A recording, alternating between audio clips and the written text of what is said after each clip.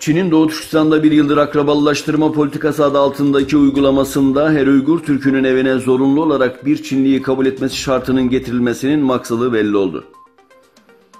Çin hükümeti tarafından Uygur Türklerin evlerine gönderilen Çinlilerin görevleri, sözde Çin hükümetiyle milli dayanışmayı artırmak, dini aşırıcılığa karşı durmak, Çin medeniyetini ileriye taşımak ve Uygur Müslüman Türklerine kendi milli ve manevi değerlerini unutturmak gibi tamamen asimilasyon politikasına dayalı birkaç madde olduğu bildirildi.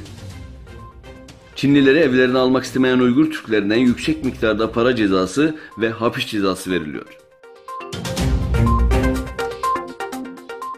Çin'in haksız ticaret kazancı sağladığı gerekçesiyle Amerika Birleşik Devletleri'nin bazı ürünlere gümrük vergisi artırma uygulamasıyla fitili çekilen ticaret savaşına ilişkin gelişmeler tüm dünya piyasalarının odağına yerleşti.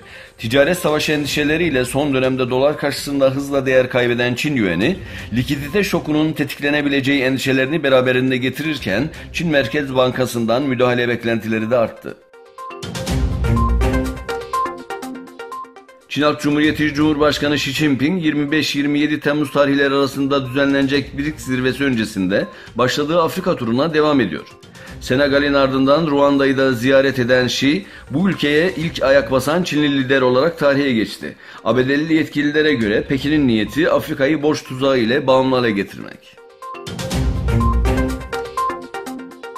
Merkezi Hollanda'nın başkenti Lahey'de bulunan UAD, Birleşik Arap Emirlikleri'nin her türlü ırk ayrımcılığının tavsiye edilmesine dair uluslararası sözleşmeyi ihlal ettiği gerekçesiyle Katar'ı haklı buldu.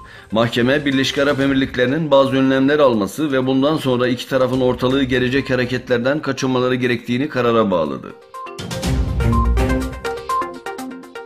Filipinler Devlet Başkanı Rodrigo Duterte, Bangsamoro temel yasasını 48 saat içerisinde imzalayacağı sözünü verdi. Filipinler Devlet Başkanı Rodrigo Duterte'nin dün yaptığı ulusal sesleniş konuşmasında 48 saat içerisinde Bangsamoro temel yasasını imzalama sözü verdi. Duterte, savaş seçeneklerimizden değil, Müslüman kardeşlerime hak ettikleri barışı vereceğim sözlerini de eklediği bildirildi.